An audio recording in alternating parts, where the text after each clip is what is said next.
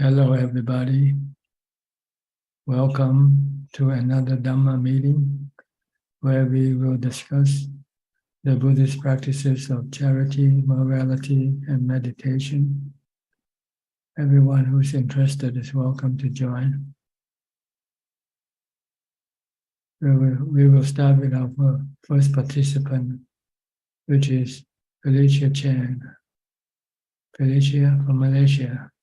Prajan, my practice is still good. I don't have question at the moment. Thank you, Prajan. Okay, keep it up. Okay, Don't stop. sure. Okay. Yeah, sure. Thank you, Prajan. All right. To Malaysia, Kit Yenso from Penang. Hi, Ajaan. Good evening. Yeah. So far, no question, Ajaan. Okay. We'll go to Jordan. Are you back in Toronto, Canada, or are you still in Virginia? Good evening, Tanajan. I'm still in Virginia, but I'm on my way back. I had to stay in a hotel last night because my bus was canceled. Mm-hmm. At the temple, at the monastery, do you have any electricity? Yes, there's an electric. There's a light and a heater in each of the kutis. A lot of the main buildings are heated with wood, though. Actually, all year round, the water is heated with wood as well. I see. And the electricity comes from the line, or it's from a generator? I'm sorry, I can't see you. But the electricity, there are solar panels on the kutis. I see. I don't know if there's any connection to the main kind of grid. I see. No. Okay, just wonder, because it's quite far away from the communities, and it's in the forest. It is. It's very quiet. People have to come a long way to visit, so that's a good thing, I think. And there's no power lines going to the monastery, I presume. No, I don't think so. Mm-hmm. So it must be self-generated in the monastery, whether by solar panel or something else. Yes, solar panel and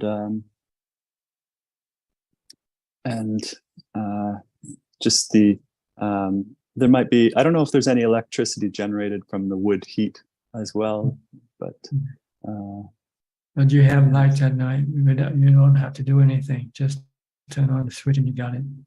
That's right. You just have to turn on the switch, and I think, yeah, there's hot water as well, so for showers, which is it's probably important because it gets pretty cold there in the winter. I see. Each individual kutis have a bathroom? No, there's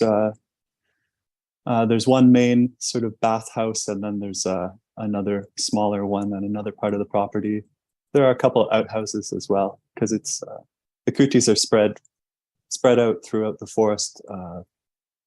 It's a very large forest there. Mm-hmm.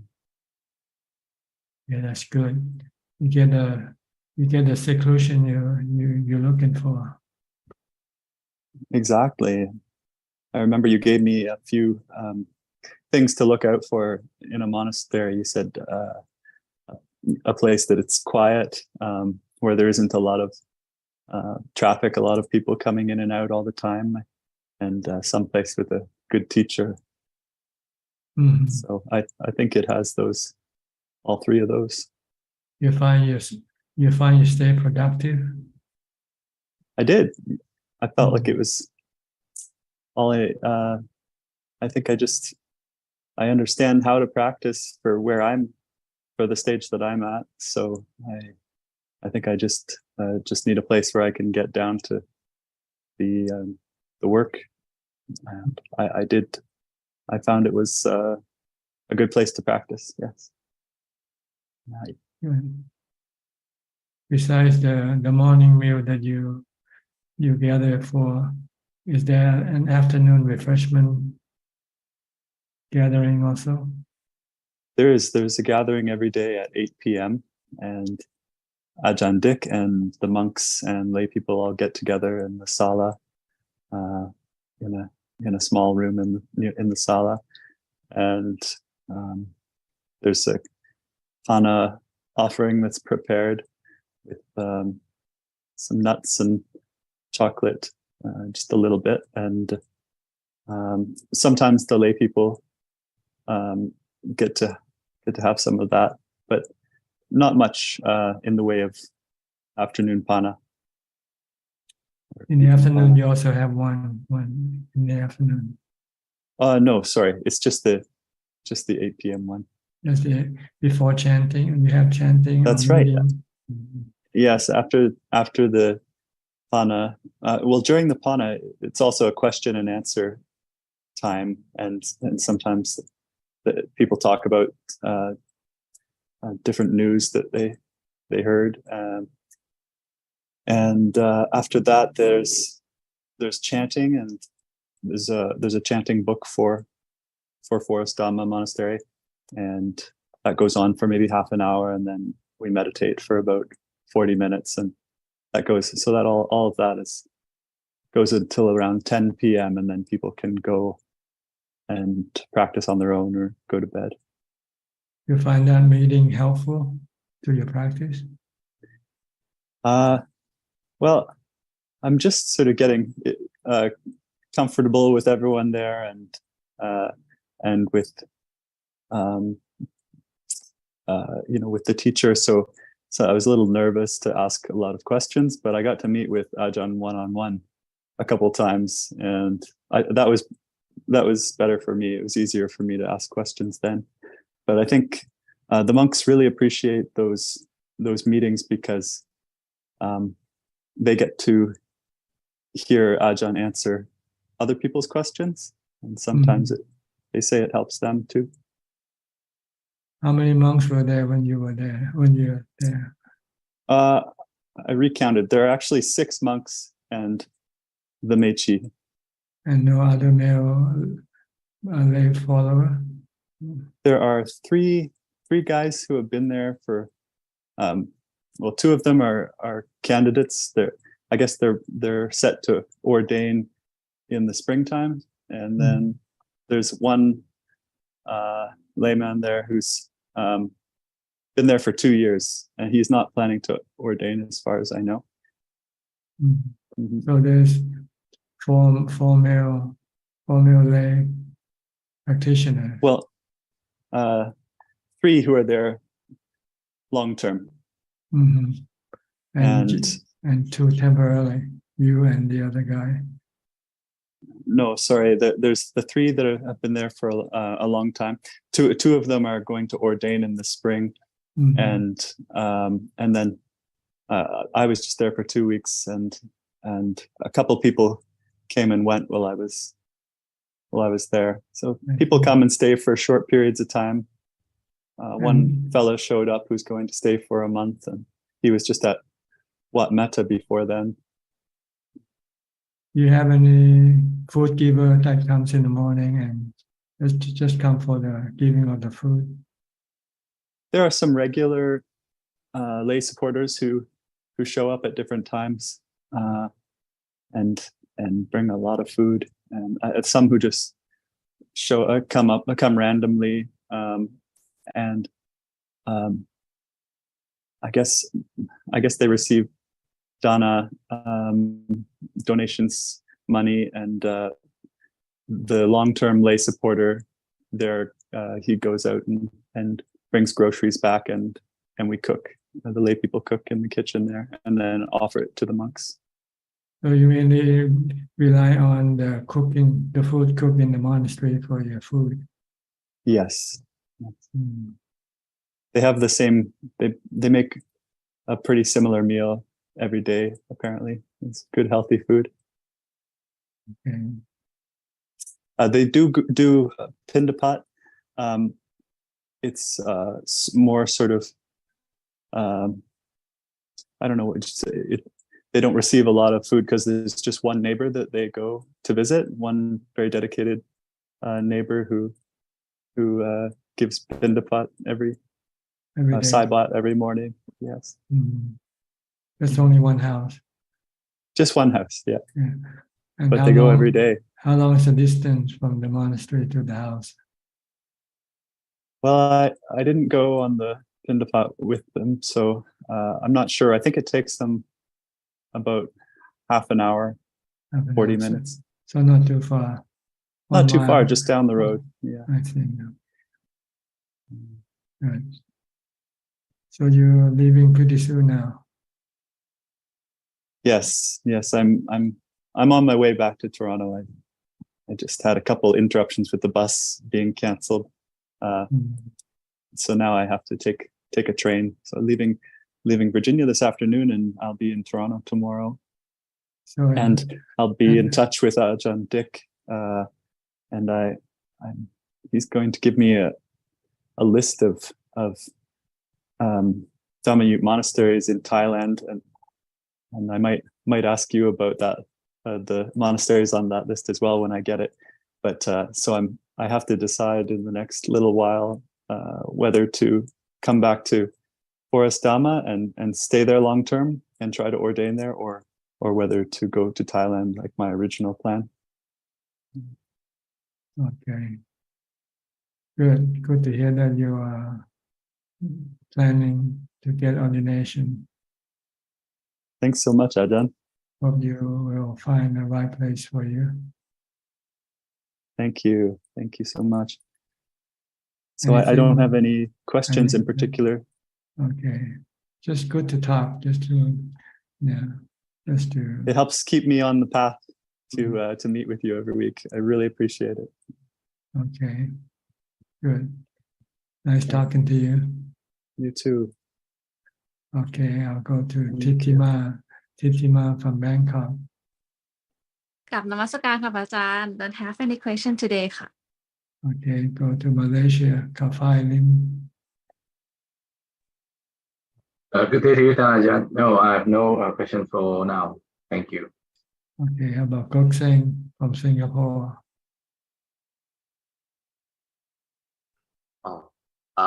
Good evening, Rajan. Just to update you, I just returned from a short meditation retreat at Palilai Temple. I opt for the stay out option, meaning that every morning I will report at the temple, and then evening time, then I go back home. Yeah. And every Monday now I think it's part of my routine now to give dana for the bhikkhus of Palilai when they go on Pindapat at the marketplace there. Yeah, just to update Ajahn. Good, keep it up, keep your practice. The more the better, okay? Thank you, Ajahn. All right. Go to California, Stalin, on West Coast, USA. How are you? Can you hear me? You have to unmute your microphone first. Okay. Can you hear me, Ajahn? Can you hear me? Yes, perfectly. Okay. No, I just want to add a few words about Ajahn Sriratana's monastery. I have been there. It's on top of a hill. It's a very nice monastery. I was there for a couple of days talking to him, and he always give a chance. In fact, he gave me 3 hours of his time talking Dhamma with him. So I just wanted to add that. It's right on Good. top of the hill. And Sheila, I have some questions to ask. Go ahead. Hello, Ajahn. I just wanted to know now, when we recognize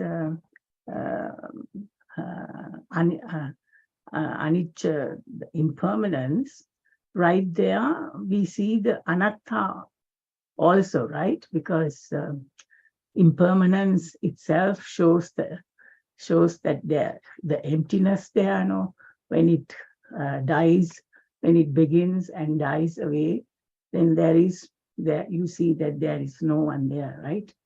So the anatta is seen right there, right? We should see dukkha also. If you see one, you Yes. should see the other two. Right, right. Because if you hold on to it, then it is dukkha, right? Dukkha. If you don't, then you don't get dukkha. Right.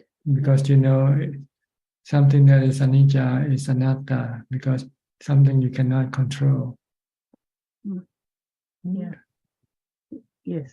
So you can either see one of whichever one you want to see. You can look at anicca, or you can look at dukkha, or you can look at anatta, and they all linked together. Linked together, yes. So so whatever that comes through the through the senses, Yes, are all anicca. right. But if you only hold on to it, that the tanha grows, right? I have noticed when I let go, the tanha gets reduced, and then when you're mindful all the time, that tanha that you had for whatever particular thing gets automatically, you just lose interest on that, and then whenever you come in contact with it also, you don't get disturbed by it. So is it correct to first let go and then know that you reduce the tanha by that? Yes, because you know they are all dukkha. If you have anything to do with them, they will bite you sooner or later. Right, right. Because they can be snatched from you anytime, right, anywhere.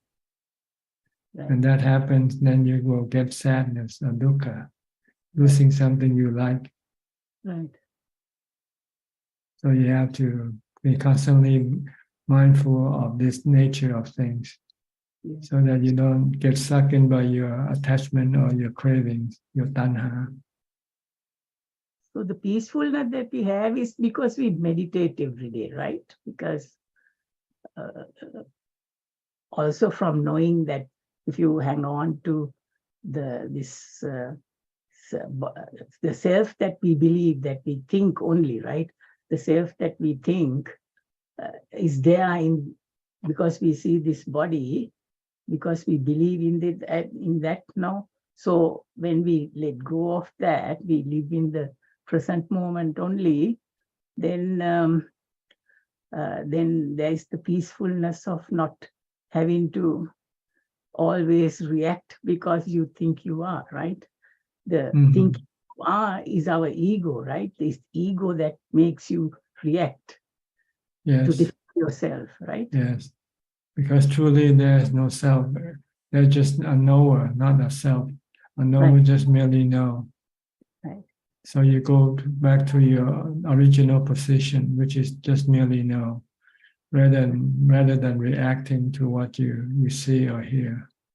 Right. Just merely see, merely hear. Yeah.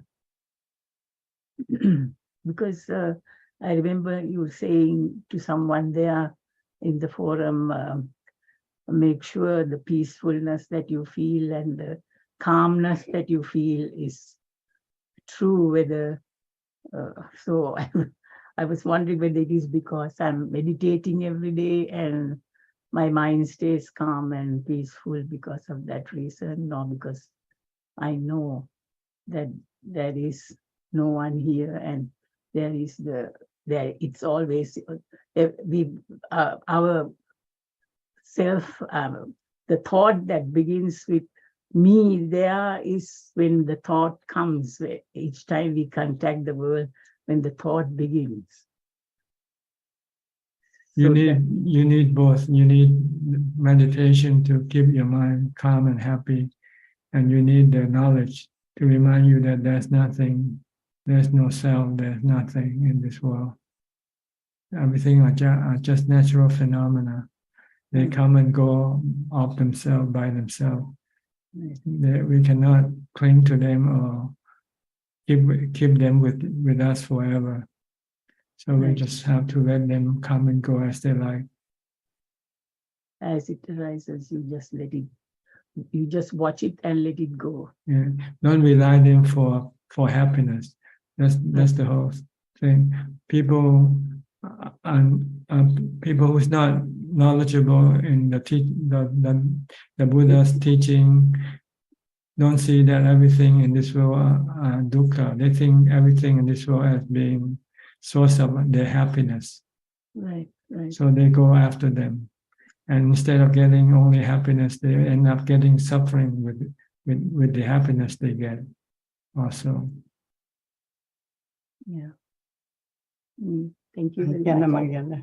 Thank you very much, Ajahn. So just stay calm with meditations to keep yourself happy. And then every time you have any tanha or craving for anything, you just remind yourself that they are all anicca, dukkha, anatta. Dhanajan, can I speak? Sure, go ahead. Actually, this capital I, which you know, it is nothing but what do you call it's nothing but a mind-made thing. Can be very nicely observed when you are at a high level of samadhi. When nama rupa disappears, you can see that the chitta, which is only present at that time in different forms, maybe as a lustrous or luminous chitta, that you can see the knowing there, rather, quote unquote, I can observe the knowing without capital I being there. I am not there, but yet that experience is there.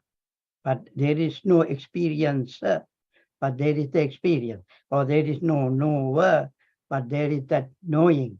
And there is no capital I. And then you can come to that conclusion that as long as Nama Rupa is there, there is this capital I being present.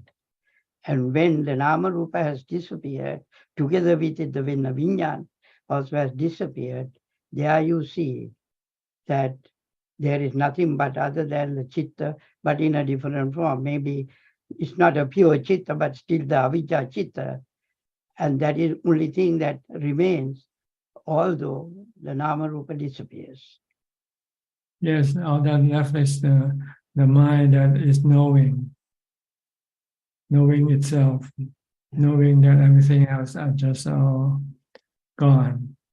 And also it gives you the definite, there is no doubt for you there, because you can see that if the Chitta can remain without the Nama Rupa to whatever period of time, then obviously rebirth is a possibility, because Chitta can remain there without the Nama Rupa, take up position in another Nama Rupa, because once you come back from that samadhi, or rather when the samadhi slowly disappears, then the Chitta comes back to your normal self.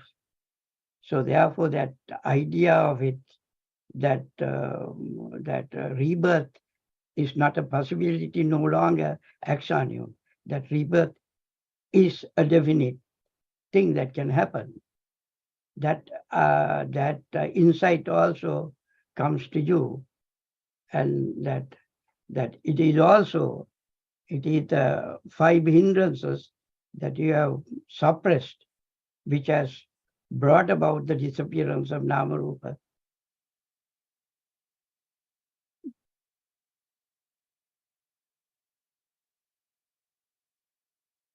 Your voice is not coming. Are you speaking, or are you just waiting for me to reply? Are you waiting for me to reply? Yes, very well, sir. I see. Well, when you meditate to the point where the mind becomes still, then all mental activity cease functioning temporarily. Then everything that arises from this mental functioning will all disappear, including your defilements. But they don't disappear permanently.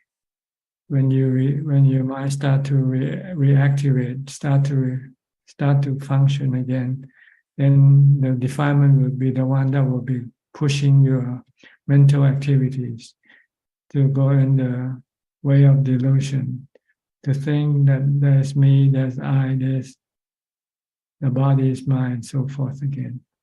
And this is why you will have to use vipassana, the truth, to counter this delusion, right? That there's no self in the body. The body is just merely a composition of the four elements. And there is no self in the mind. The mind, the self is just created by the nama khanda, sanya and sankhara. So you just have to counter this delusion with the truth. Then also you can look at the body as a bunch of phenomena that are occurring all the time.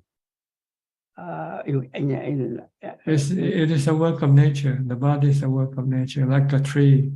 A tree is a work of nature. A tree grows because there are the four elements combined to make it grow. So is the body. Without the four elements, the body cannot exist, cannot grow, cannot come into existence. And are the four elements really verbs than nouns? In other words, is it when you say patavi, solidity, not solid, and the verbs that have been affected, solidity, liquidity, heat, and so forth. So aren't those phenomena rather than, in other words, aren't they verbs rather than nouns? These are all phenomena. They are both. They are noun and they are also verb because they interact with each other to form the different parts of the body. From the 32 parts, the hair, the skin, the teeth, and so forth, by the combination of, which you can call this as a chemical reaction.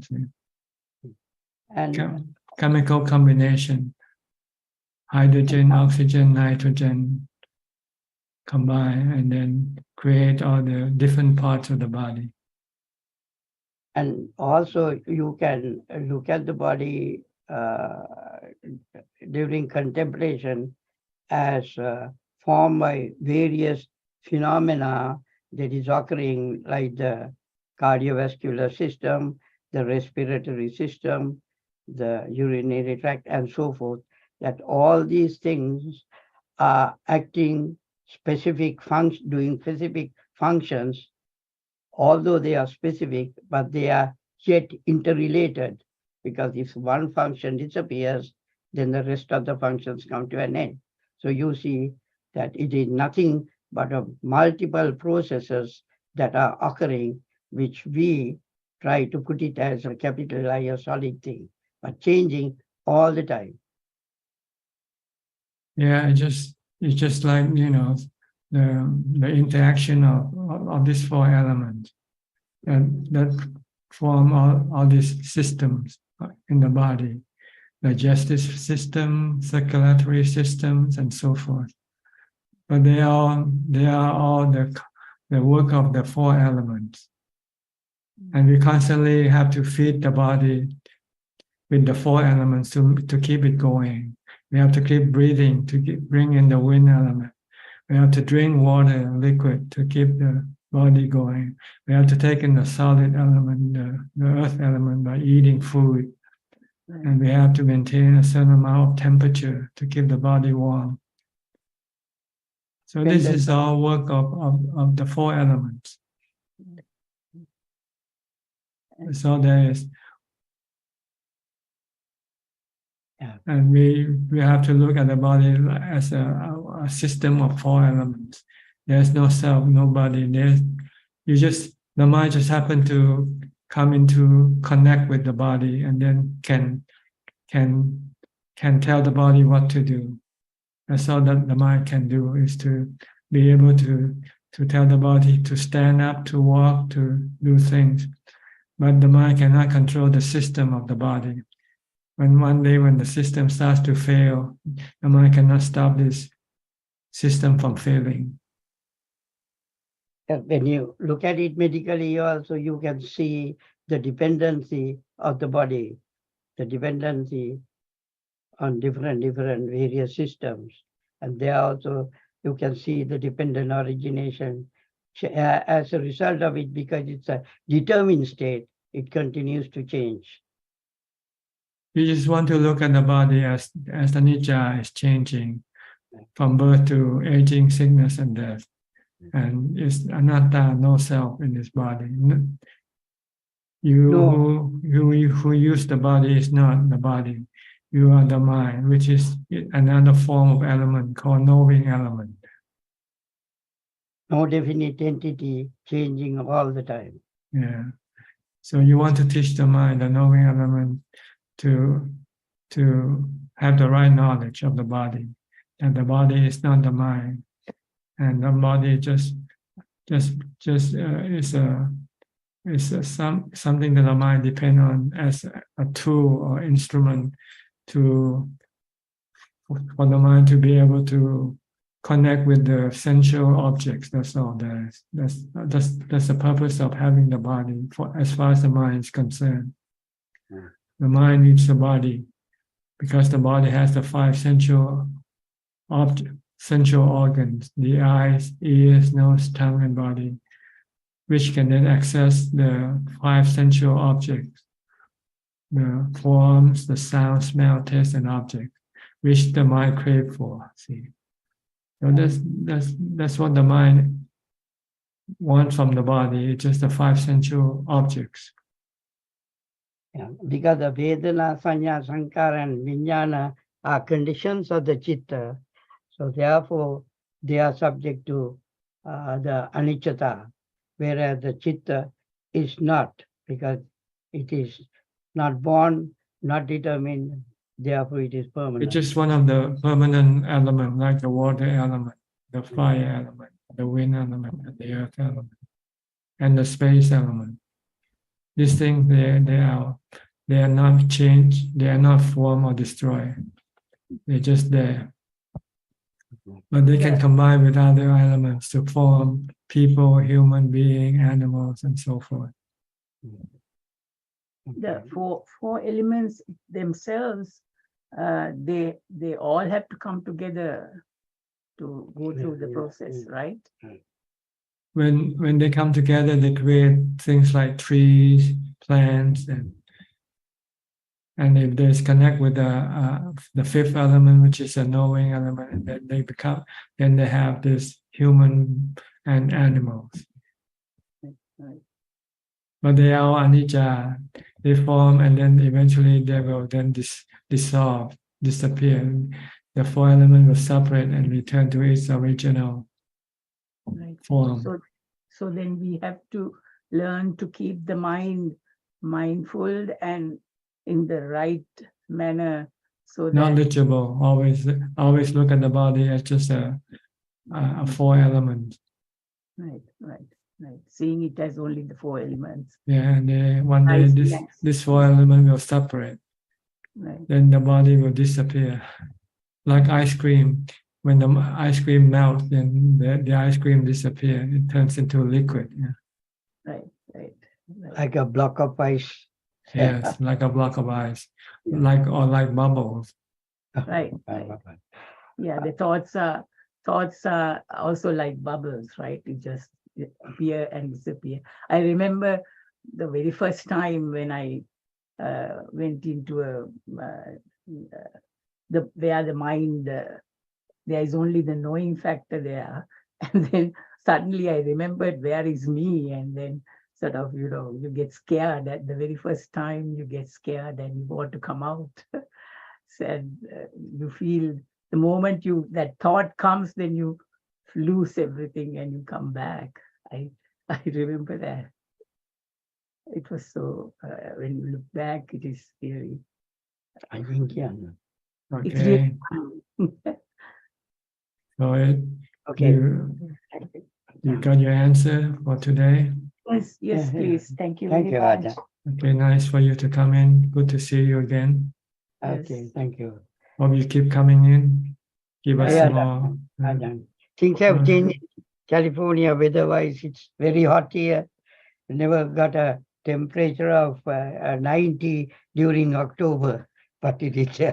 That's the now. heat element. So you're living with the heat element, and you cannot control the heat element. Sometimes it's intense, sometimes it's not. Not. You just But have to learn to live with it. Yeah. Ubeka.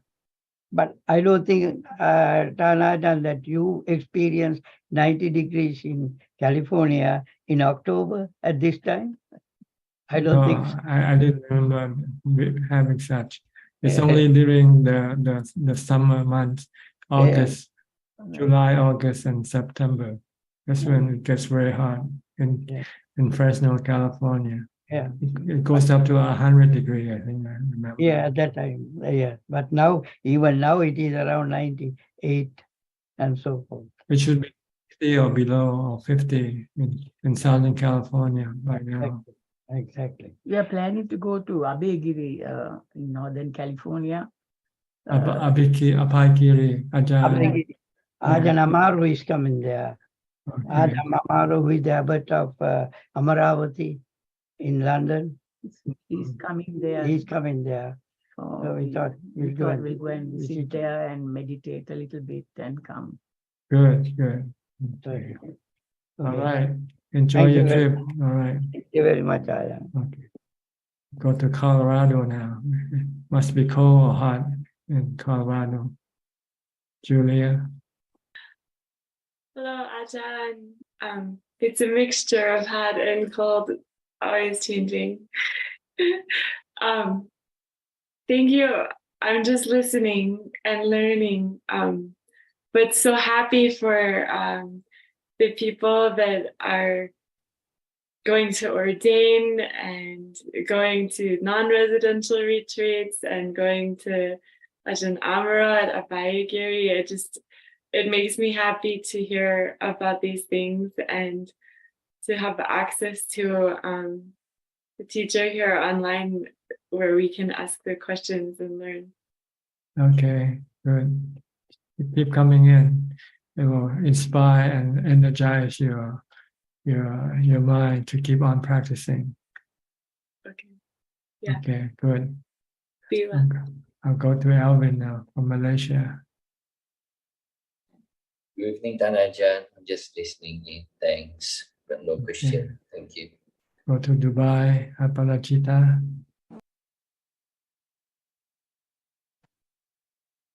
Good evening, Ajahn. Yes. Yes, no questions, but I wanted to thank you because, of course, I did write to you saying my dear cat Leo passed, and I felt sad for sure, but I also felt it was a very experiential moment of a lot of what we have been speaking. Yes, you're experiencing the truth.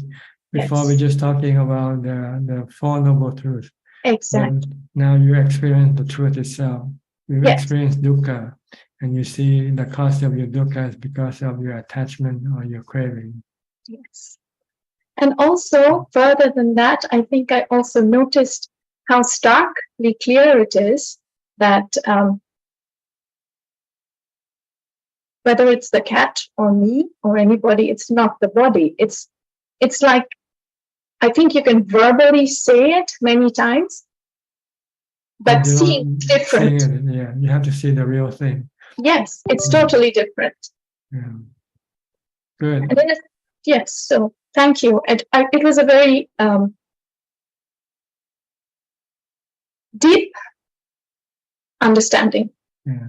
The Buddha instructs monks to go visit the cemetery And during ancient time, they kept the corpse in the cemetery, so you can go look at the corpse, and then you can then really see what the body is like without the mind.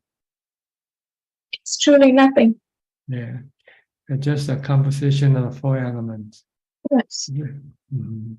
The mind goes disconnect from the body at the time of death, and continues on with their good or bad karma.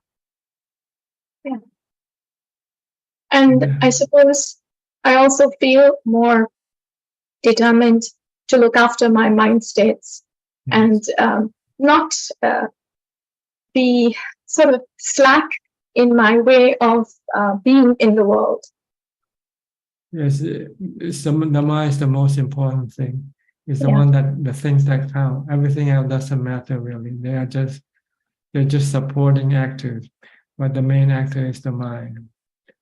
Yes. Your mind goes on forever. It just a matter how it goes, good or bad. And we can do it when we're still alive. We can send the mind to a good place, or we can send it to a bad place. Yes. So if we follow the Buddha's teaching, we will send the mind to a good place. Avoiding doing all evil action, do only good action, and purify the mind. And the mind will eventually go to Nibbana, where there will be internal peace and happiness for the mind forever, without having to come and bother with a new body anymore. Because with every new body, you get aging, sickness, and death along with the new body. That is completely, truly. Your cravings are stopped, then the process of rebirth will stop. Thank you.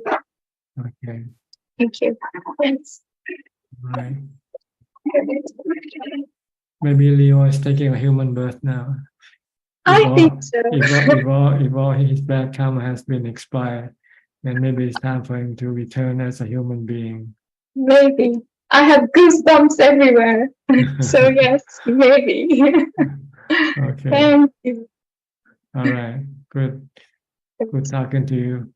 Lovely. Thank you. Okay, we'll go to Switzerland, to Bill, Professor Ken.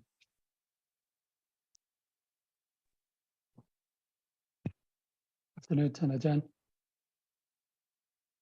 Any question tonight? Yes. Speak a bit louder though. Your sound is a little bit soft. Yeah. Okay, is that better? Yeah, yes, much better. Okay. Yeah, Ajaan, I have a question. It was something that somebody asked me actually that I wanted to pass on to you. This person has studied a lot of Dhamma, the books by the meditation masters, like the biography of Ajahn Mun, the Patipada, and so on. And he also has started a meditation practice, Samatha Bhavana. And he told me he's not sure how to begin the contemplation of the body. So if Ajahn could give some advice regarding the first steps in that direction. Well, meditation is divided into two levels. The meditation for calm and meditation for insight or wisdom. Before you can go to the second level, you first have to master the first level first, which is the meditation for calm. You should concentrate on stopping your mind from thinking in order to bring it to full calm, entering into the jhana. Because without the jhana, the mind will not be strong enough to stomach the truth of the wisdom of the vipassana that we will have to study. And study corpses, study the 32 parts of the body, study the death of the body, and accept this truth. So for beginners, it's not important to worry about vipassana yet. But they can do that on the spare time if they like. But they should concentrate most of the time on stopping the mind from thinking, using the practice of mindfulness, either using a mantra or watching the activities of the body as you go on your daily routine, your daily life. You want to keep the mind in check. You don't want to let the mind run loose, thinking about anything it wants to think. You have to force it to stop thinking and just focus on a mantra or focus on the body's activity. And when you have the time to meditate and you sit down and close your eyes, if you use the mantra, you can continue using the mantra as your meditation object. Or if you use the body as your object of mindfulness, when you sit, then you switch from the body to the breath, which the breath is part of the body.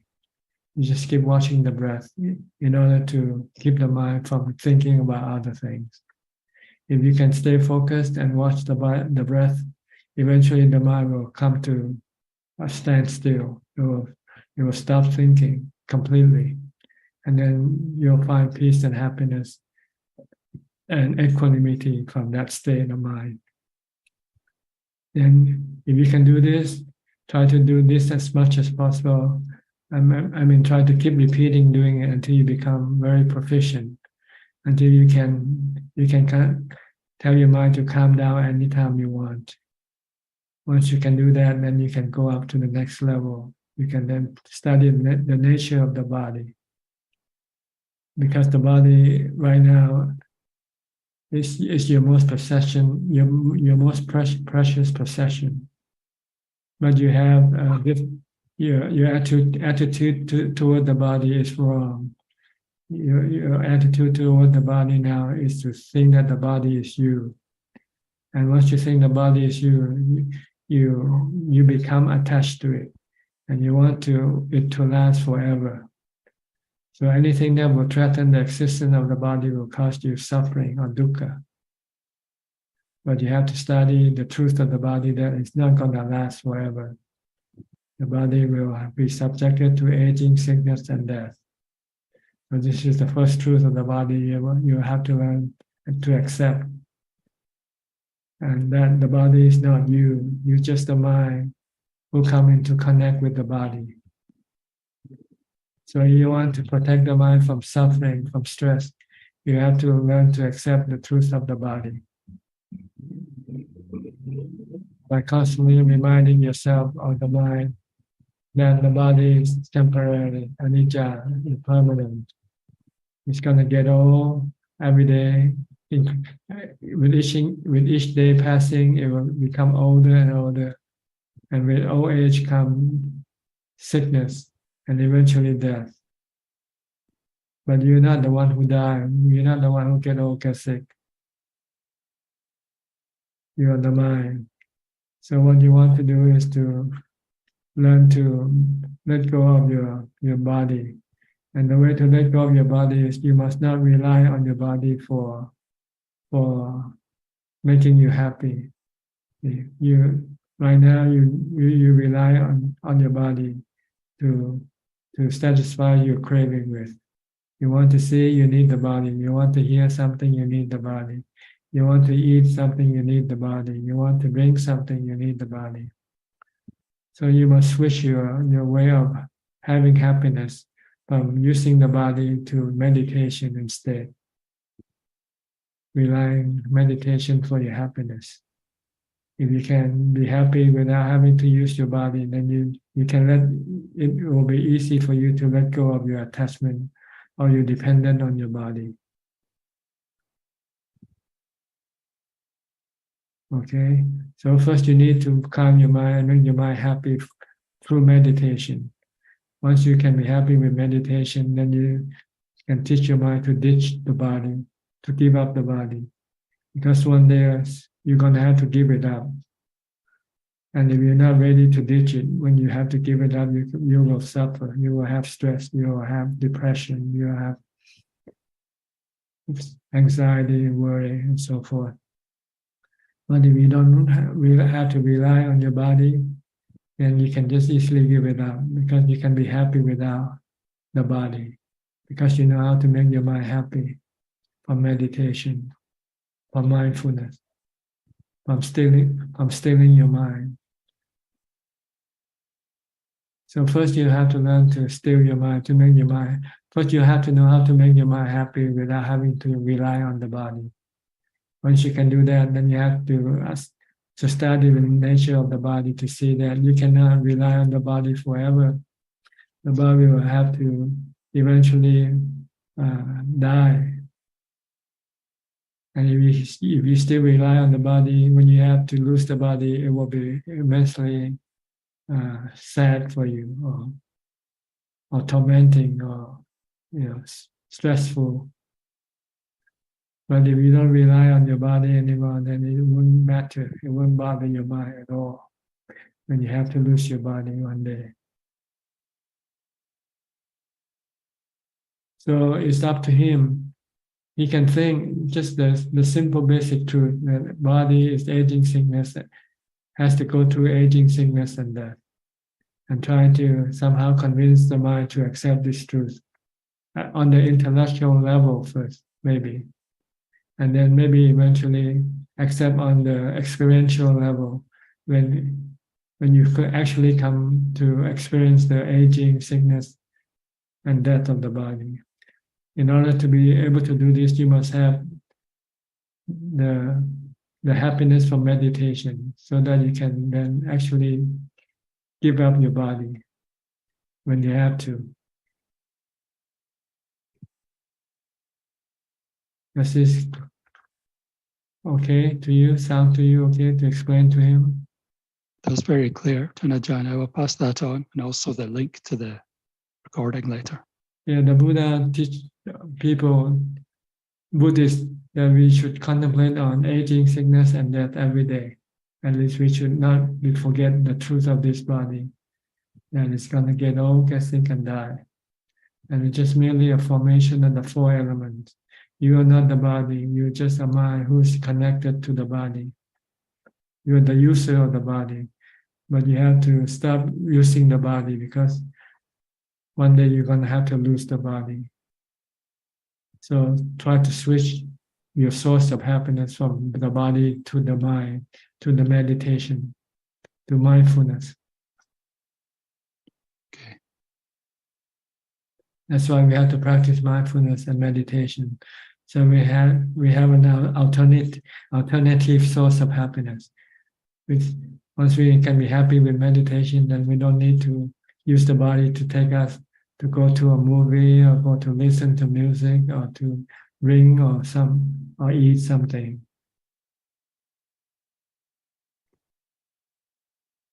Okay. Okay, that's very clear, Ajaan. Thank you very much. All right. I'll go to who next? Scott from Mansalay. Hi, Scott. Good evening, Ajaan. Thank you. I saw you on Saturday. I came along. I was a bit too shy to come and say hello after you spoke, but I was there for the duration. So thank you. It's good to see you in person. Now I understand the protocol and how it goes. I'll be more confident in coming forward. I felt a bit of I felt very there while it was all going on, but I felt very awkward because everyone else seemed to know what was going on and I didn't, if you know what I mean. I have my practice, but it was new. But I picked up on what is and what isn't. So the one thing I wanted to bring to you is, I've mentioned it before and I've seen other people talk tonight about health. I've just come through cancer.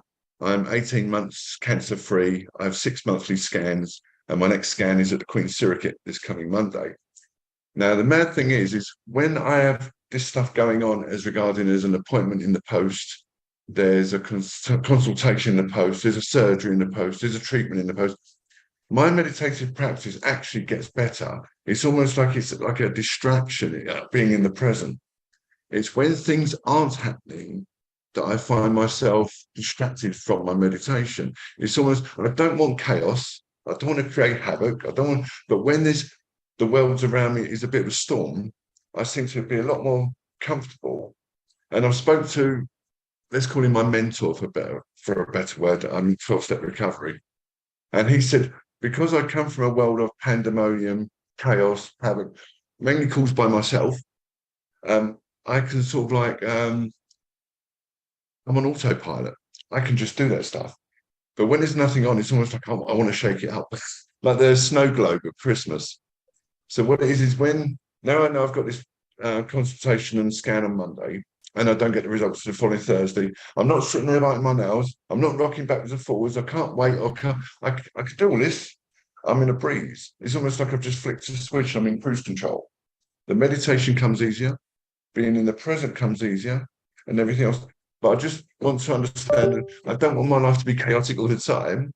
So when it's actually calm, why can't I be calm? But I can only be calm when it's not calm. Does that make sense? Well, when you are calm, then you don't need to do anything. You don't have to make it calm. Yes. But when you're not calm, then you have to do something to make it calm. And I don't understand. I don't intend to sabotage. I don't intend to do anything to make things worse. But when everything is actually calm around me, it almost feels like I want to do a snow globe with it and shake it up.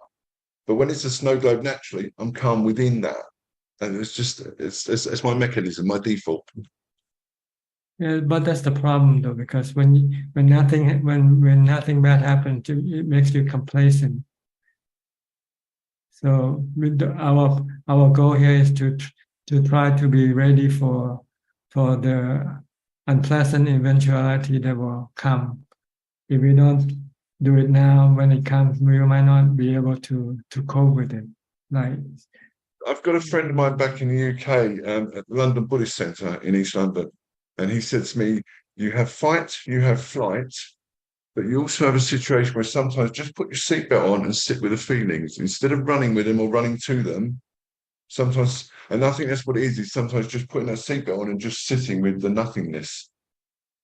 That's what let's just say, struggle with." yeah, the goal is to train your mind to remain calm and in the face of whatever happens to your body. Yeah, so I'm in good spirits regarding my health. I won't say overconfident or cocky. I'm doing everything I can to meet this in the middle, and we'll see. And this Saturday, I intend to come along, weather and car permitting, and I will come and say hello to you in person. So thank you. okay, all right. Thank you for coming in. I'll go to Brazil now, Sao Paulo, to Alfredo. Alfredo, Hi, Bante. how are you? Fine, thanks. Meditating. Life of meditation. Yes. Ubeka, equanimity. Yes. Yes. Ubeka means no love, no hate, no fear, no delusion, Yes. no emotion. If you have Ubeka, you would have no emotion. You don't get angry. You don't get you don't become greedy, or you don't hate, you don't fear anything. You just merely acknowledging, knowing things that happen to you or to anybody. Yes. That's the best position for the mind to be in, because in that position, the mind will be peaceful and happy, regardless of whatever happens to the body or to anything. This is where we want to stand on Ubeka. We can get to Ubeka with mindfulness and wisdom. Yes. The knowing is only in Farjana, né, Bante? Well, the knowing is always there, but it's only obvious when it's in the fourth jhana. When it becomes obvious. When you can see it clearly when it's in the fourth jhana. Before that, some other thing will block it from being seen clearly. Yes. So just keep doing mindfulness. Try to stop thinking. Yes. Focus on your breath, or when you sit, focus on your breath, or on your mantra. And when you're not sitting, keep watching your body. Don't let your mind think about anything unnecessarily. Yes. Think only when you have to. When you don't have to think, stop thinking. Yes. Okay. Why is so difficult to enter in for jhana, Bhante? Why is so difficult? So difficult. It's because the mind never stops thinking. See? The mind constantly thinks from the time it gets up to the time it goes to sleep. Like an automobile running downhill without a brake. So if you want to stop the automobile from running down the hill, you have to put on the brakes. And the mind keeps thinking because there's no brake. You have to put on the brakes. The brake is mindfulness. If you start to use mindfulness, then you'll stop the mind from thinking. Then when it stops thinking, then it can enter into jhana, into the fourth jhana. Yes. So try to use mindfulness all day long, from the time you get up to the time you go to sleep. Either reciting mantra or watching what you do. What's your body doing? Well, every moment, every instant of your body movement. Don't let your mind go away somewhere else. Yes. Okay. Okay, but next week I will do a surgery. Do a what? Cirurgia. See, what is that? Meditation? No, doctor. Doctor, hospital. Hospital. Okay. Cirurgia. Okay. Hernia. Hernia. Okay. Hernia. Yes. You can have an operation. Yes. Operation. Surgery. Yes. Okay. Okay, wish you well. Hope you recover from your illness. Oh yes. have a safe operation. Yes. Okay. Yes. All right. See you next week, or maybe not. Yes. Okay. I'll go to Indonesia to Willie. Good evening, Tanajan. I want to ask about the fifth precept. I want to ask about the fermented food or drinks, because they will contain a certain amount of alcohol, but if we consume it, usually it is very small chance that we will get drunk over it. So does it break the precept if we consume those fermented products? Well, there's no exception in the precepts there, so it's better just not to eat them if they are fermented.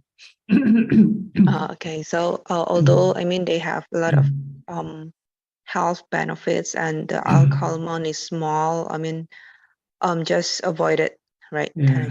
If you want to keep your precept pure, so it's better just to avoid them.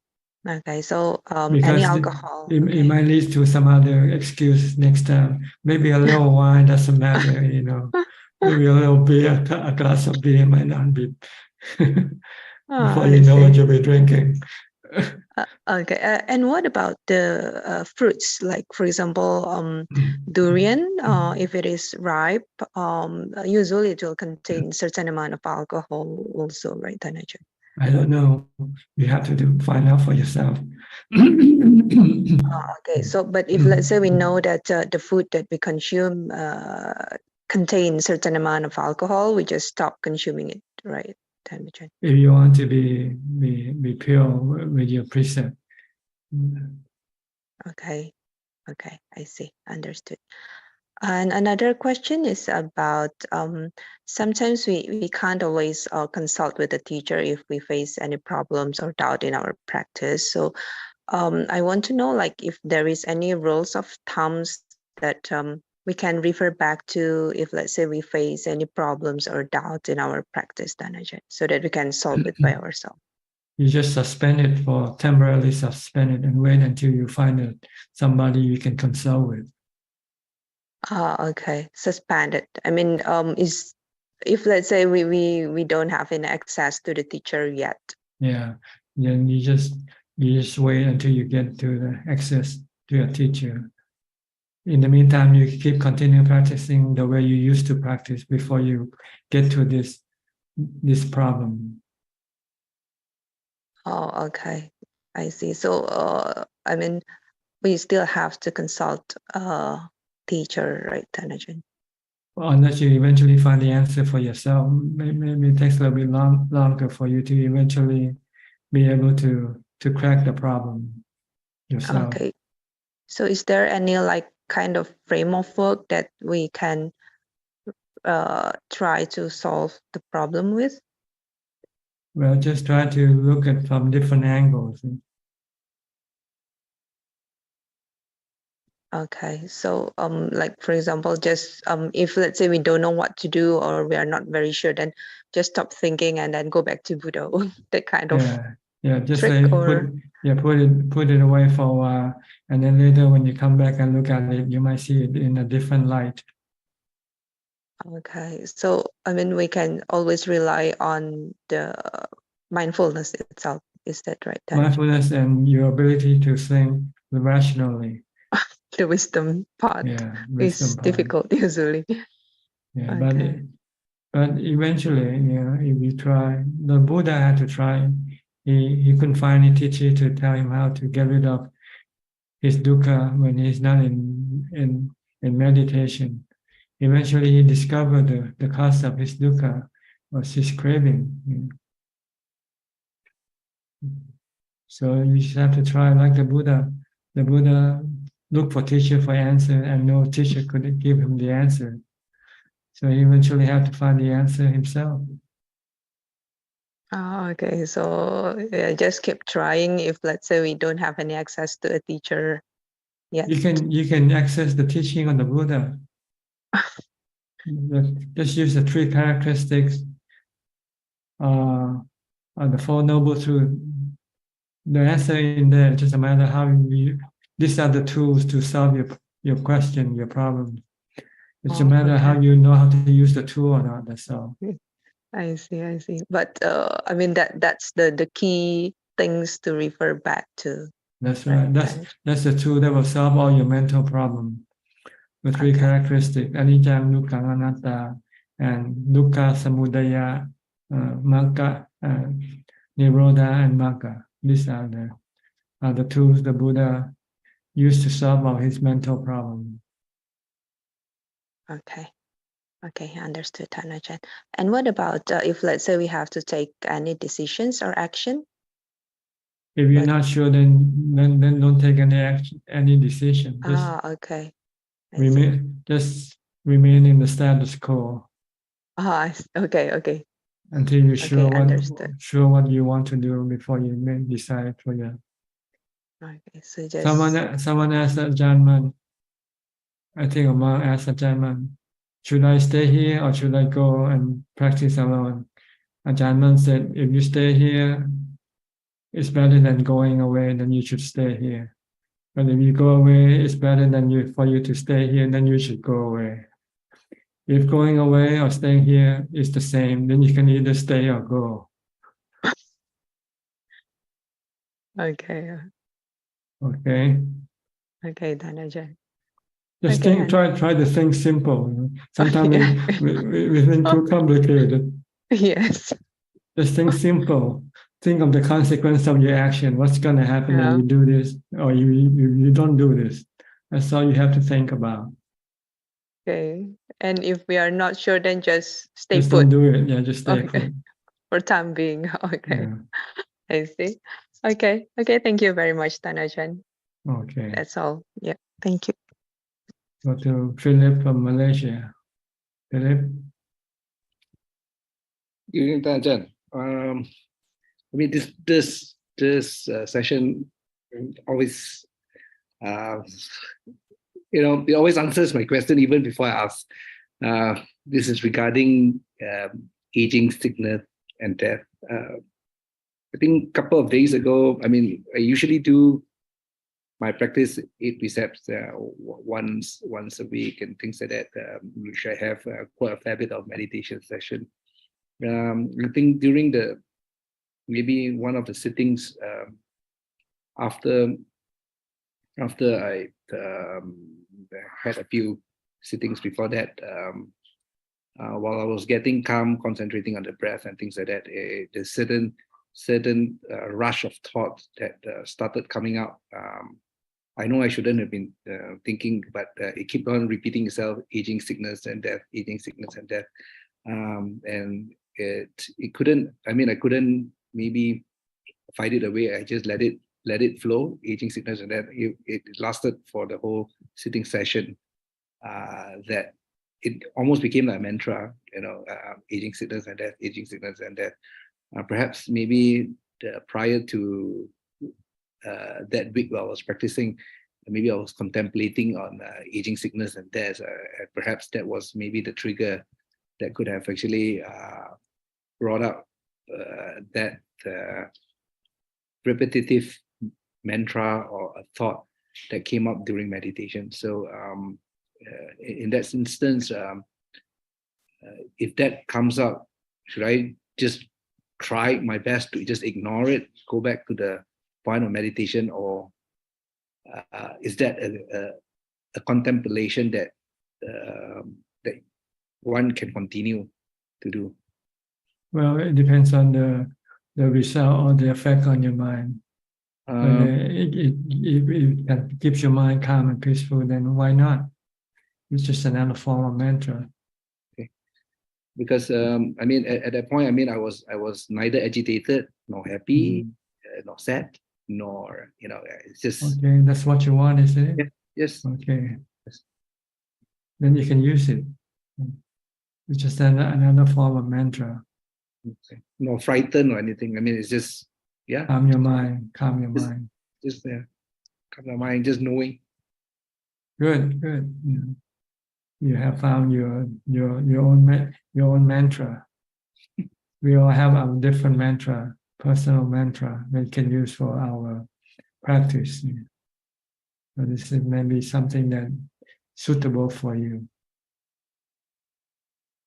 But if you find that even though if you want it hasn't yet reached jhana, you might want to stop and switch to watching your breath. If you feel that that's how far it can go, in as far as giving your mind peace and happiness, but not yet totally calm, then you might want to try using the breath. Because I think the breath is usually the main vehicle that will take you into jhana. The others are just more like a supportive vehicle. They might try to calm your mind first before you can watch your breath effectively.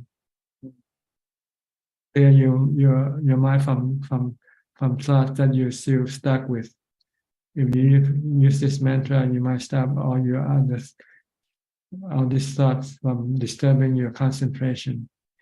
And you might then be able to use the watching of the breath as your next move. It usually happens. I mean, if I were to do a few sitting sessions, and as I told you before, the senses starts to withdraw and gets cut off from the world. I have actually experienced before that when I've gone into a bit of a longer term meditation, that after coming out from meditation, I can't even drive. I can't even drive. I mean, I can't even engage the motor sessions. Those things I can't remember for a while. Yeah, I mean, the best I can describe to you, Ajaan, is it's like an athlete, maybe doing shooting an arrow. Everything just blanks off, and then he sees into a single point of everything just shut off, the noise, everything like that. Yes, that's when you become absorbed. That's what we call jhana. absorb into something, one thing. So you want to be eventually to be absorbed into nothingness, to emptiness, when everything else disappears from your mind. If your mantra cannot help you get there, you might want to try using your breath. After you feel your mind is calm enough to watch your breath, just keep watching your breath at the tip of your nose. So continue doing it, Kanjan. Okay. You, Kanjan. Okay, we'll go to Piralia from Indonesia. Good evening, Han Ajahn. I have no question today. I just keep practicing at home, but I know as a lay person, it's a bit hard to practice at home. But yeah, I try to. Yes, occasionally if we can go to a monastery, we should do that also. Because it will help boost your practice. Okay. In a quiet, if you stay in a more quiet surrounding, it will make your practice easier and better. Okay. Okay. Okay. All right. Okay, thank Great. you. Gary from Singapore.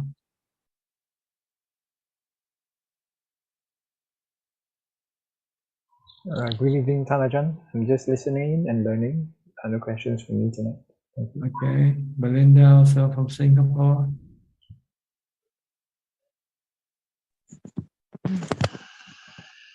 Thanajan, I'm able, like this moment now, I'm just putting attention back to the breath as well as listening. That's all. Okay, good. Thank you. Stay calm, stay peaceful. All right, we'll go to Vancouver, Canada. Check and Sri.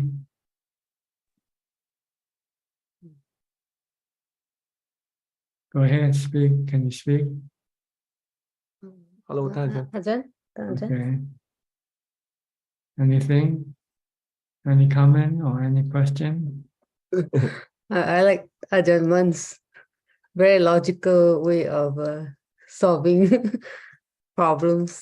Yeah, simple, isn't it? But it's very profound. Yeah, it can be used to solve any problem. Everything. But the problem is you don't know which is better. That's the problem. See?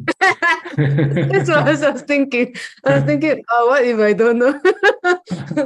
Then you must be dumb. Then you cannot decide for yourself what to do. Then you must be told by your teacher, by someone who's smarter than you are. Yeah. Yeah. I was thinking, what if I don't know the and then yeah. If you don't know, then you have to stay with your teacher. So you also have to be smart then. Yeah. Think for yourself. If you cannot, then you need to stay with your teacher to learn more before you can decide whether it's good or bad for you. Yeah. Or maybe you just have to try it, just go and do it and see what happens. And you find it's bad for you, then you can always come back. Then you don't want to go anywhere anymore after that. If we don't have the wisdom, we have to walk the very long road, Ajahn. If we have the wisdom like Ajahn Mao, you know right away which one to choose. Well, sometimes you have to do it by trial and error, like the Buddha. He had to do it by trial and error also. If doing this thing doesn't work, then he has to do something else. Trying to fast for 49 days and it didn't work. So he has to change and instead sit and meditating and without getting up. Yeah.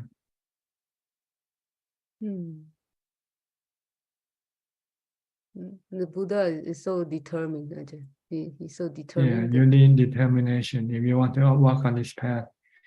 You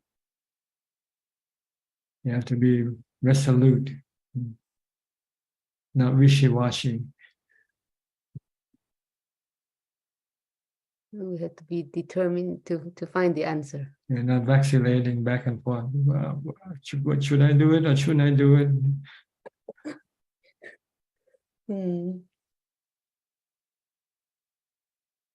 Determine, resolution, resolve. Yeah. That's how it will get you wherever you want to go with determination. Without determination, you probably will end up staying where you are.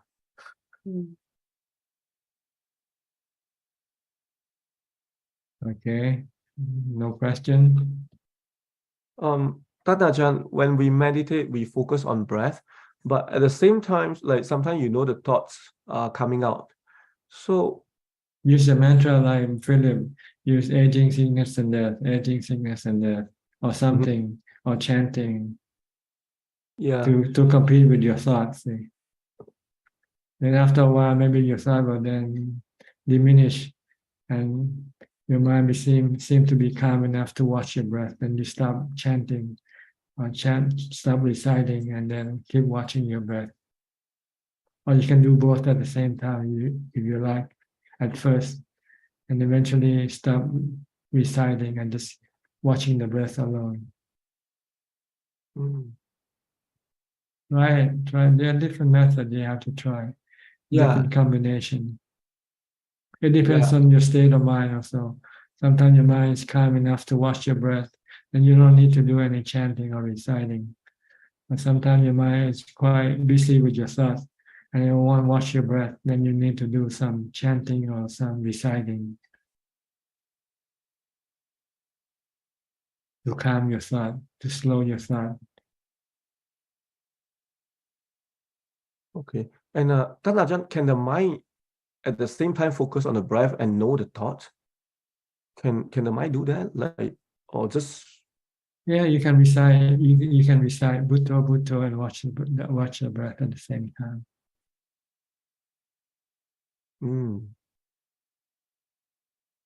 Yeah. If you can think and watch your breath, why cannot you recite Bhutto and watch your breath? So I'm asking you. Bhutto is just another form of thinking. Yeah. But it's a positive thinking. It can stop the mind from thinking endlessly. It's the thinking that will stop thinking. Stop thinking. Yes, I think I think you answer my questions. Yeah. Okay, why don't you do it? Okay, I answer your question now. No? It's time for you to do it, and tell me how it works for you. Okay.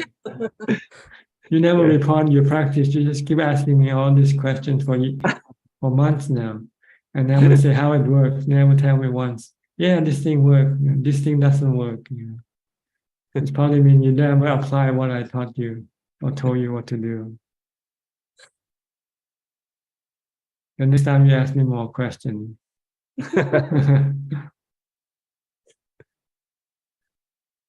Yeah. No, I don't have any question. No, thank you. Okay. We'll go to someone who doesn't ask question, but tell me.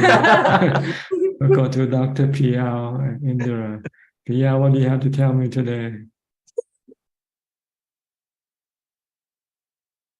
We had a Thanksgiving weekend. It was good.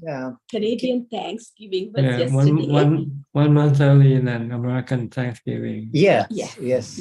And so we would like to thank you and to show our gratitude for always being there for us and guiding us towards. And so we thank the Buddha. We had actually a nice Dhamma discussion at a friend's place, a sutra discussion, which was good. Like a lot of question and answer. So that was our Thanksgiving. The way to thank them is to practice. The Buddha said, Patibat Bucha. Yes. If you want to show your gratefulness to the Buddha, Dhamma, and Sangha, keep on practicing. Yes. It's a gratitude. Yes. You pay. Yes. Pratipatti Puja. Yeah, Patibat Bucha. Or Amisa Bucha. If you cannot Patibat Bucha, then do Amisa Bucha. Yes. Amisa Bucha means dana, Giving things. Giving things to the monastery. Support the monastery, support the temple. Yes. Whatever it needs. If it needs kuti, if it needs something to use, for dwellings, build kutis or build houses or build salas or whatever, that will maintain the monastery. This is considered to be amisa bucha. Yes. And patipat bucha is to practice meditation. We're trying to do both. Good. If you can do both, but eventually you have to choose one or the other because they can interfere with each other. Mhm.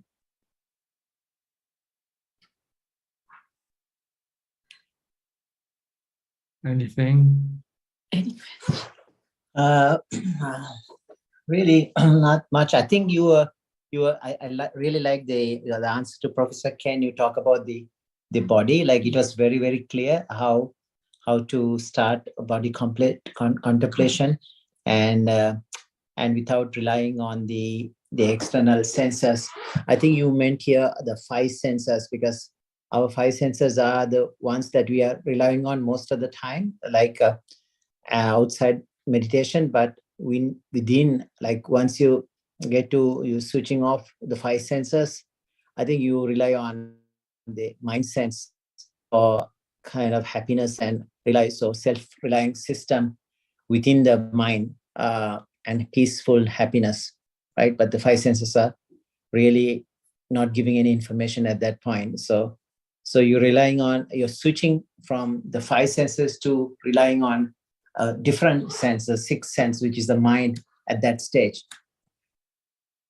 Yes, you rely on jhana to keep your mind happy. And this, you don't need the body. You need mindfulness to keep the mind into jhana. Once you can do this, look at those who have jhana. They tend to be They tend to be meditators.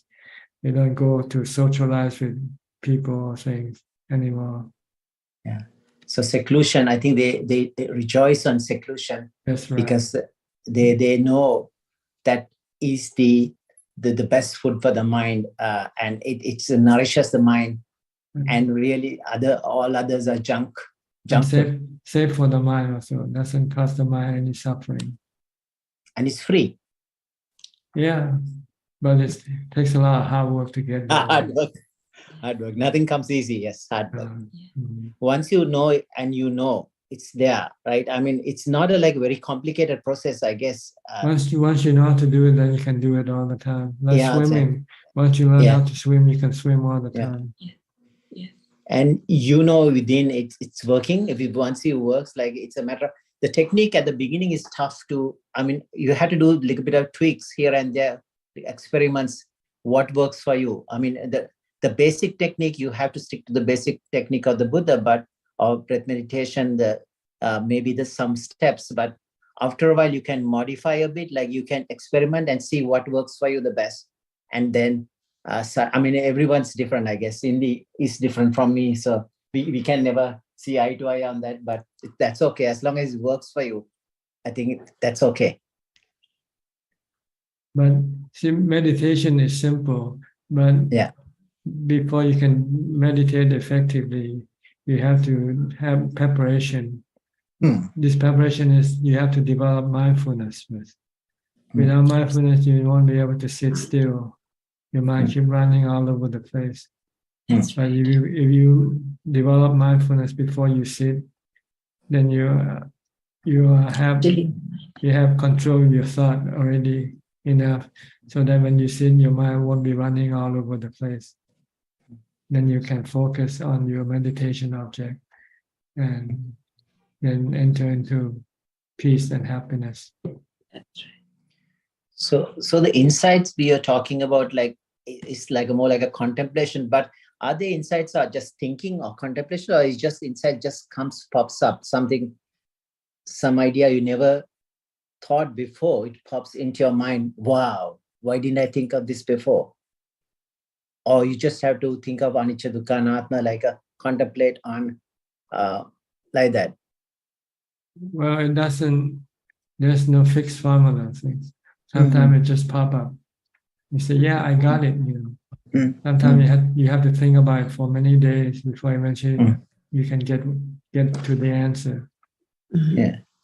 But what I was talking about is not about insight. I'm talking about. I know. Yes. Yeah. At the, You at the have early to, stages. before you can meditate, you have to have mindfulness first. Sure.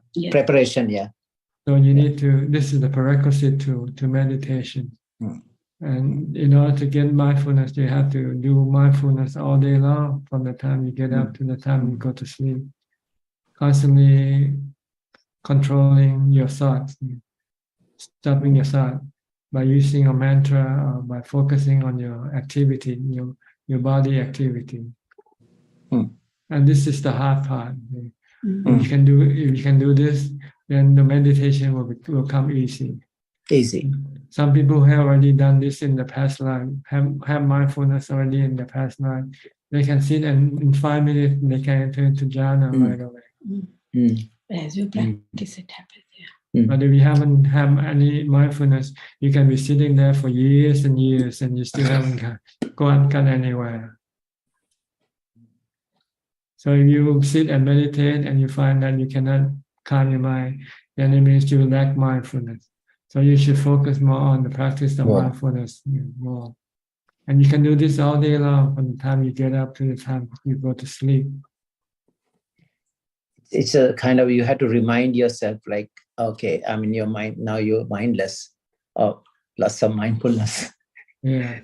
Am I focused on something or am I just doing everything at the same time? Eating and thinking about what I should do tomorrow and so forth. Is it? I think there's a nice metaphor in the sutra. This person who looks after the cattle kind of dips into other people's property and starts eating their crops. So he has to, the person who looks after the cattle has to have a stick and always hit and just make sure the cattle doesn't eat. Yeah, he won't get in trouble. Eventually, one fine day, he just doesn't, cattle is very well trained, and he sometimes just let the cattle roam around. He sleeps under a tree and that's all he does. You know, cattle is well trained. The mind at that stage, I believe. But it takes time to do this training. Time and effort. You have to really put an effort to stop your mind from thinking by being focused on something like mantra or on your body. The effort is the key, right? You have to have the right effort. Like to keep the effort constant. Sometimes we have the effort, suddenly we go away with the effort. Like sometimes we started, but it's to keep a constant effort. I think it's important.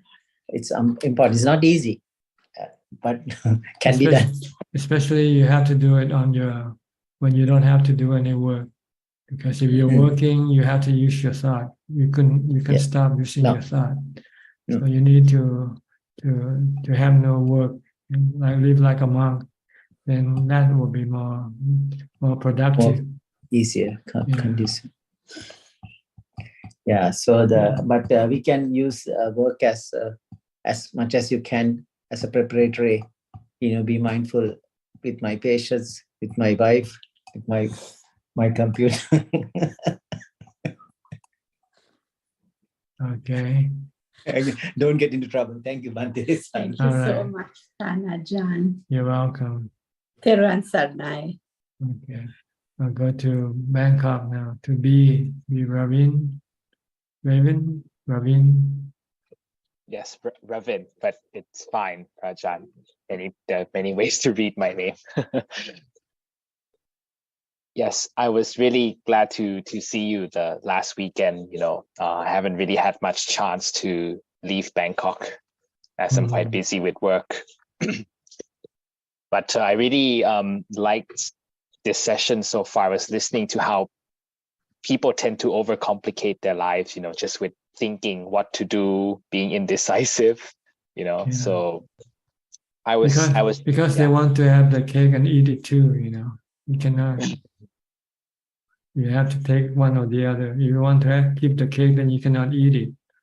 If you want to eat it, then you will lose the cake.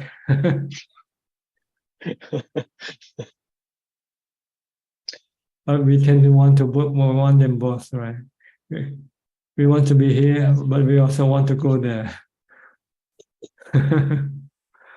Yes, we want everything, but in reality, we can't.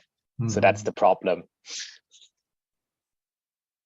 Prajan, I was doing some self-reflection when I do meditation. I find that whenever I eat less, especially during because I don't usually eat dinner, I find my mindfulness to be stronger than when after I've just finished a meal. Is this because eating makes the body kind of work harder to digest, and so we get drowsy and sleepy easier?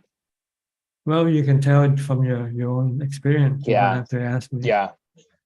I was just trying to link it to how I read in your book where you said you fasted for a week. Was that for the purpose of meditation? Yes, because when you fast, you're creating dukkha, because your body becomes hungry and your mind starts to have cravings for food. And so you have to find some way to stop this craving. And meditation, mindfulness you can use mindfulness by focus on a mantra or something to stop your mind from thinking about food. Okay? Because if you normally eat, then you don't have the problem to stimulate your mindfulness. But when you have problem, then you have to use mindfulness to solve it. So it's a way of boosting your mindfulness practice and meditation. Because if you have a full stomach, you feel good, you don't need to do meditation. You rather sleep. You feel sleepy. You feel lazy.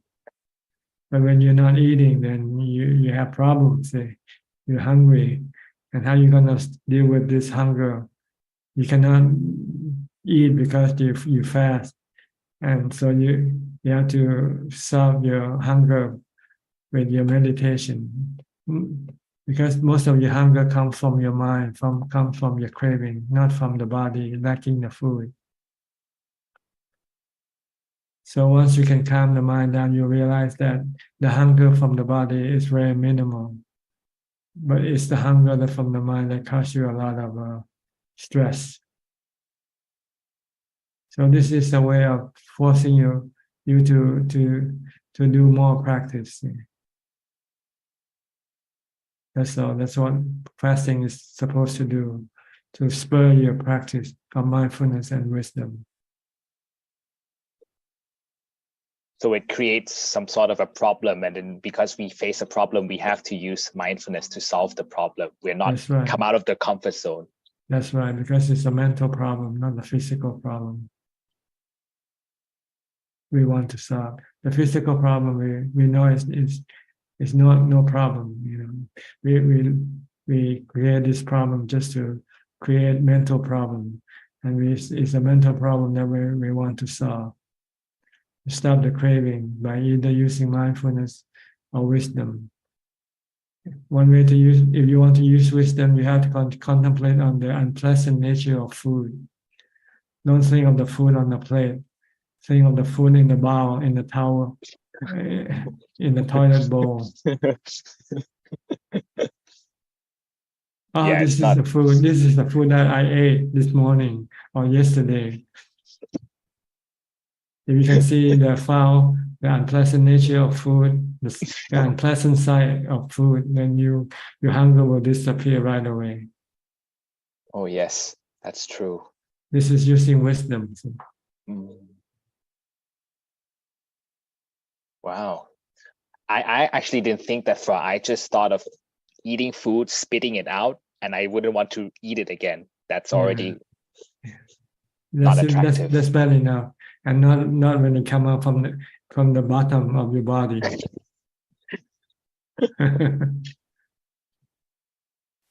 So it's the unattractive nature of what unpleasant side of food.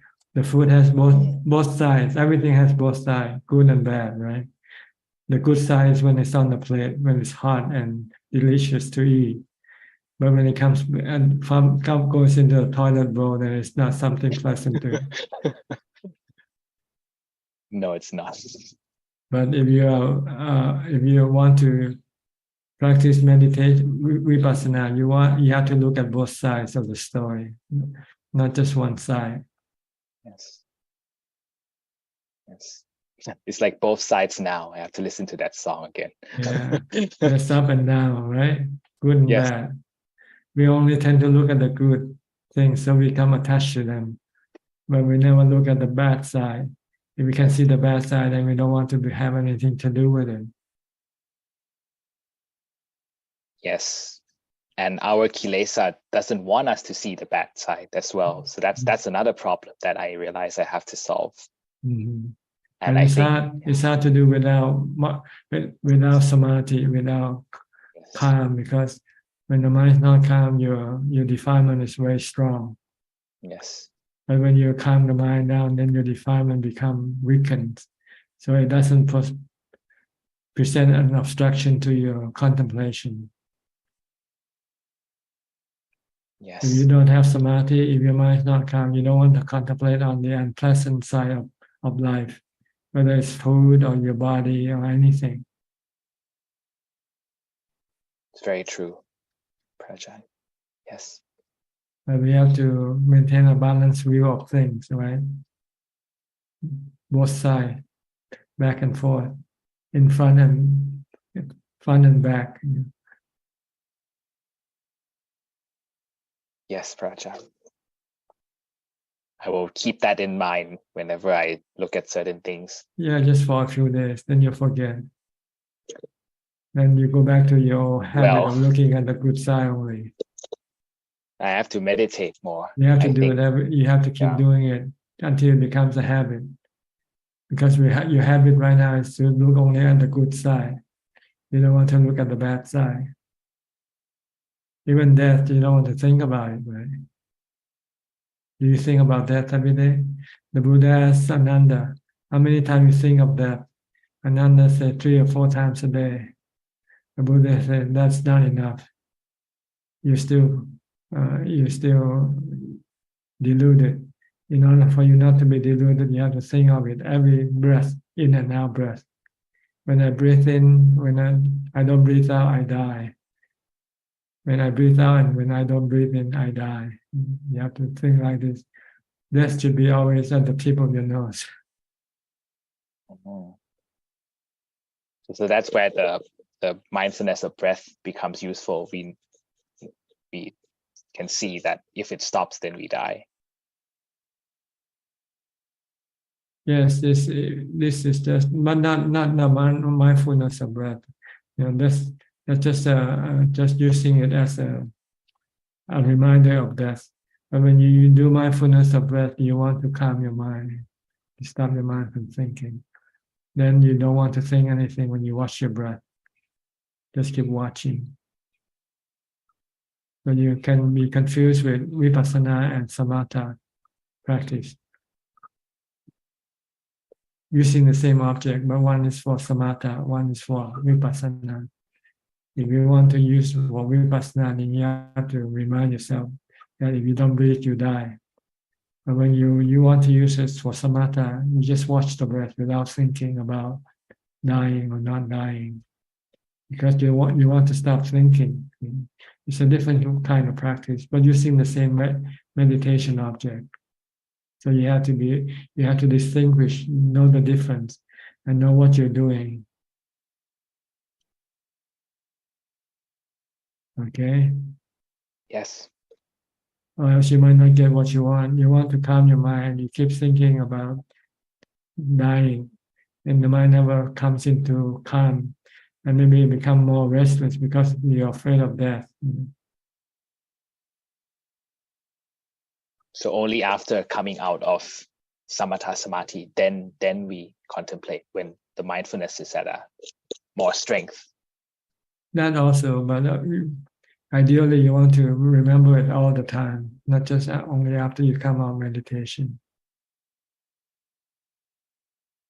Death will always accompany your mind all the time. Part of your thinking, it's going to be part of your of your whatever you think. You always think of death.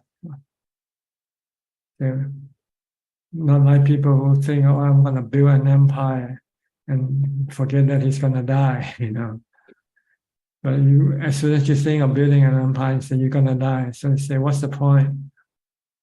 Why do I have to go? Why do I want to go through all this effort, all for nothing? Because eventually I'm going to die anyway." If you have death as part of your thoughts, then you don't want to do anything. Only want to go to Nibbana. You don't want to do anything else. Yes, just meditate. You want to let go of everything, not building anything, not attaching yourself to anything, not accumulating anything. You want to give up everything. Because anything that you have will cause you dukkha. Because we will lose it sooner or later. Mm-hmm. And that means it doesn't belong to us. So that's the 3 characteristics of existence in a nutshell. Mm-hmm. Yes, Prajan, thank you so much for your teachings. I will apply that to my daily life. Okay, good. Then you might become a monk soon. Hopefully, one day. Not one day, soon. If you can contemplate on death every day, if that is part of your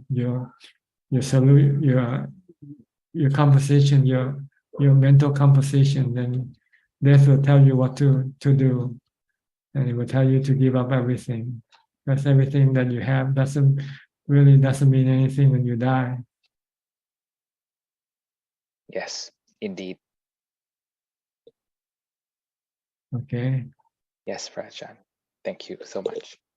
Go to Ryan. Ryan from Singapore. Good evening, Ajaan. Got a question from a recent retreat I attended with Kok Sing. Essentially, one of the questions was, why did the Buddha put in the definition of right concentration the 4 jhanas? Because I find it to be so extremely hard to achieve. So essentially, I try to develop the Noble Eightfold Path, but actually I'm only just doing 7 because jhana it feels to me so far out of my reach. So why not put something easier? Like I know in the Thai forest, the Kruba Ajahns use like Kanika Samadhi, Upachara, and Appana Samadhi. So why isn't that part of the formula for right concentration? And instead, the Buddha put something like 1st, 2nd, 3rd, 4th jhana, which to me, I don't think I've ever achieved before. The jhana and the Kanika and Appana Samadhi, they are the same things. When you're talking about Kanika, Appana Samadhi, you're talking about jhana. Oh, the 4th jhana, really. Oh, okay. I think I must have misunderstood. I thought that only Appana Samadhi is the 1st jhana. No, it's the 4th jhana. Kanika, Appana are 4th jhana. The difference is in duration. If it's a brief duration, it's called Kanika Samadhi. If it's a longer duration, it's called Appana Samadhi. Oh, then what about Upachara? Upachara is another type of samadhi. After you enter into 4th jhana, you don't remain in there. You slip out and go into the spiritual realm and experience supernatural power or psychic power. Now you'll be able to contact with the spiritual beings, retrace your past life. This is the Upachara Samadhi, which is not good for meditation, not good for enlightenment. You want Appana Samadhi. Appana Samadhi will give you the strength to defeat your defilement, not Upachara Samadhi. Oh, That's But new. unfortunately, for most meditators, no, they don't go. They cannot access upajjhara samadhi. Only a very special few that can access upajjhara samadhi. Maybe 5% of meditators will have this ability to access the upajjhara samadhi. But they are not useful for your enlightenment. They can only be useful after your enlightenment. Then you can use it as a tool to help other, like help the spiritual beings. You need to have this ability to connect with them, like the Buddha did.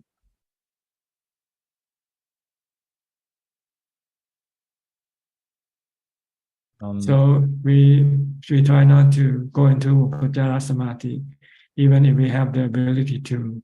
We want to keep the mind in appana samadhi, in jhana, by restraining the mind from slipping out into the upajjhara level by using mindfulness. We want to strengthen the mind with ubekha or equanimity by remaining in the fourth jhana. The longer you remain there, the stronger the mind will become.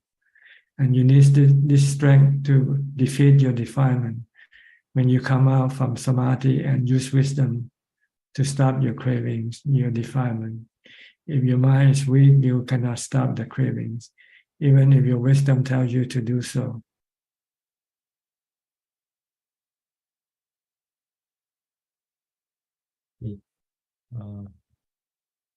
So you have to try, you have to do it, no matter how hard it is. You have to practice mindfulness and get into jhana. I think it's a lack of time of doing, not anything else. To do jhana, to get into jhana, you have to practice mindfulness all day long. And that's the problem with most people, most meditators.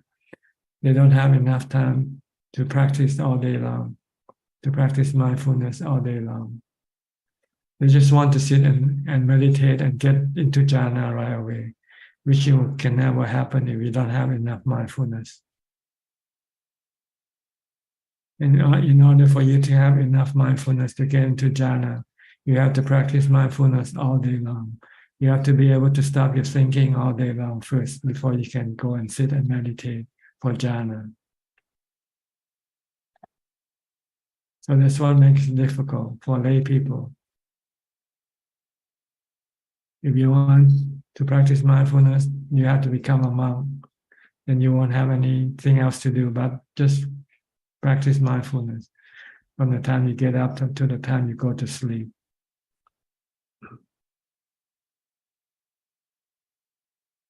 Yes, I do think that it's extremely difficult as a lay person. I think if you have to remember that the Noble Eightfold Path is taught to monks, not to lay people. Oh.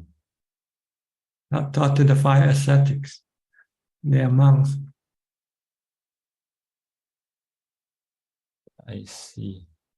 The foundation of mindfulness is also taught to monks, not lay people. See? To lay people, we usually talk about dana, sila, and bhavana. Usually center more on dana and sila first.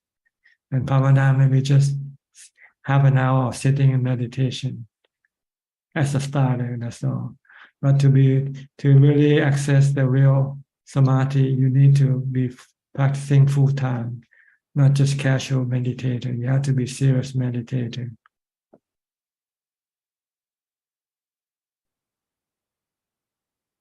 I see. It makes me feel like you were using the analogy just now where learning meditation is like swimming. So I'm a casual swimmer, but I'm actually like trying to join the Olympics when I'm That's right. You want to compete, when you still haven't yet mastered your swimming. So you have to be content with whatever you can do right now. And if you want more, then you have to devote more time for developing mindfulness first. If you cannot develop mindfulness, you will not be able to succeed in meditation. Okay. We have one other participant, and we only have about 5 minutes left. You have anything else to ask? No, that's all. Thank you, Ajahn. I'll reflect on what you said. Okay.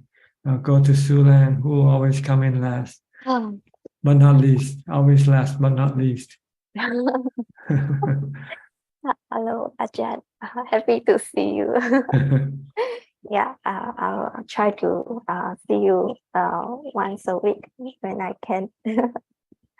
Good. Makes me happy every time I see you. Oh, I also feel very happy to see you and also hearing your calming voice, sharing the Dhamma to us. Yeah. Okay, you have any question tonight? Yes. Just now I heard you mention about Amisa Pucha, which is doing charity. So yeah, that is something that I'm striving to do. Then yeah. I just want to ask, like, how much charity do we need to do as a laity? The more the better. The more the better. Yeah. If you can give up your money to buy a new dress and give it to charity, that's better. Yeah, that's a good analogy. Yeah. Okay. So you can do a lot of charity, but you have to sacrifice your own desire, your own cravings for things, which is the purpose of charity, to reduce your craving for things for yourself.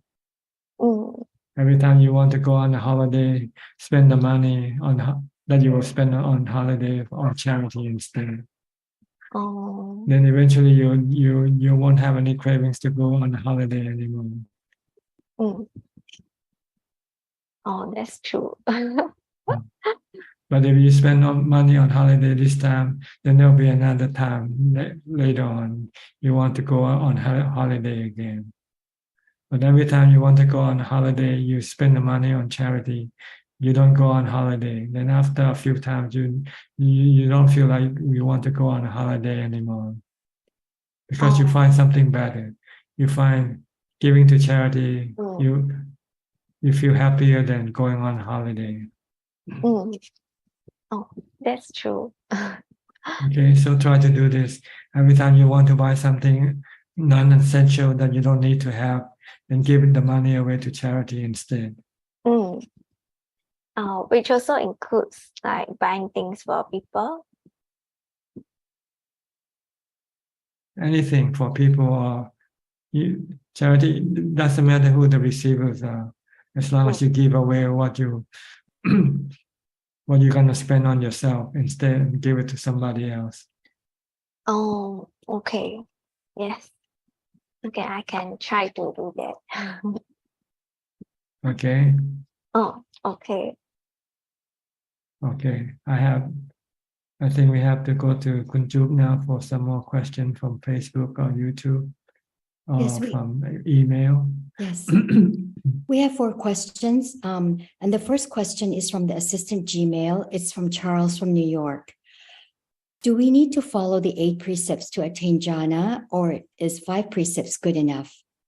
It depends on whether you are serious or a casual meditator. If you're just a casual meditator, you can just keep the 5 precepts. If you're serious, then you should use the 8 precepts. But the precepts themselves don't get you into jhana. They only support your practice. What really get into jhana is mindfulness. So for some people, they might have mindfulness already from past life. So they don't need to keep the precept. As soon as they sit and meditate, they can enter into jhana right away. So the precept is just for those who haven't yet have any mindfulness, and they want to have the time to develop mindfulness first before they can enter into jhana. The next question is from Facebook. It's from Hai Eng Yu. How do we prevent rites and rituals practiced by Buddhists in different cultures from hindering of spiritual development, as I notice certain rites and rituals are against the teachings of the Buddha? Well, you just have to stick to the teaching of the Buddha, which is the law of karma. The Buddha said you're happy or sad not because you do a certain rites or ritual. You're happy or sad because of your good or bad karma. The next question is from Metta Vandana.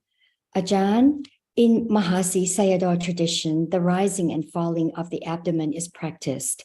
It's used as a main object. Can Ajahn comment on that? Thank you. It's the same practice as watching the breath at the tip of your nose. You only watch the breath at the abdomen. When you breathe in, your abdomen expands, rising. When you breathe out, your abdomen collapses, falling. So it's the same thing. It's anapanasati in a different position, different point, different place of focus. Instead of watching your breath at the tip of your nose, you watch at the abdomen. That's all. It's still the same practice. And the last question is from Nilmini. Venerable Ajahn, can you please explain last moment of the present life and how it's beginning to another life? Also, if the body and mind are empty, what will happen? Last moment is when you don't breathe. When you stop breathing, when the body stops breathing, then the mind disconnects from the body and it becomes whatever it is at that moment. If it's a hungry ghost, it becomes a hungry ghost. If it's a happy spirit, it becomes a deva. So it's automatic right away. As soon as the mind disconnects from the body, it becomes what it has already become at that point. And I don't know what you mean by empty mind, empty body. So I have to skip that question. That is all. Okay. Okay, that's it. That's all the time we have for today. Thank you for your participation. I hope this meeting can help you advance in your practice. And in the meantime, please stay safe, stay mindful, and keep on practicing. And if all goes well, I'll see you all at the same time next week. Thank you and goodbye. Thank you, brother. Thank you very much. Bye. See you on Saturday. Thank you, Ajahn. Good night, everyone. Good night, everyone.